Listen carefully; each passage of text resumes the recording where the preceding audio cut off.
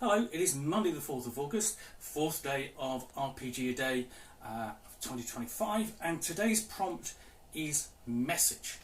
And I had quite a hard time thinking about what to talk about today, and then I went back to a conversation that I had with my postman, who asked me essentially what was all these parcels that he was delivering to me.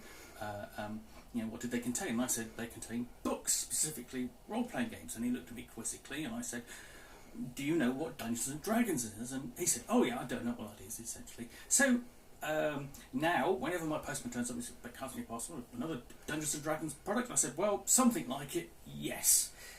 But that's the thing. He thinks about role-playing as Dungeons and Dragons, and what that really actually means is that this book, this Dungeons and Dragons book, is the message for the hobby, whether we like it or not. And I know there are a lot of people out there who go, "Oh no, this is the worst role-playing game in the world. It's published by the worst role-playing publisher in the world." And absolutely, if you believe that, if that's what you really think, that's fine. But the thing is, this is the premier role-playing game, and it's going to take quite a while for somebody to come along and replace it.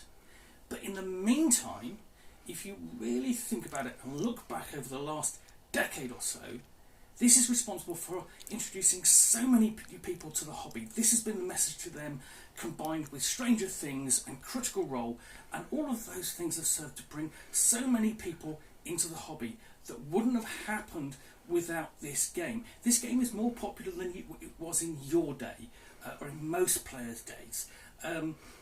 So honestly, you have to give this its due as the message from the hobby to the outside world, whatever you think of it.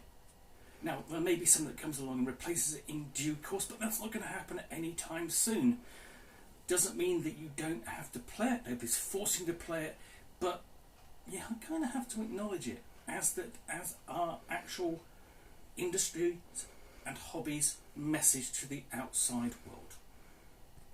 Anyway, thanks for watching another RPGaDay video.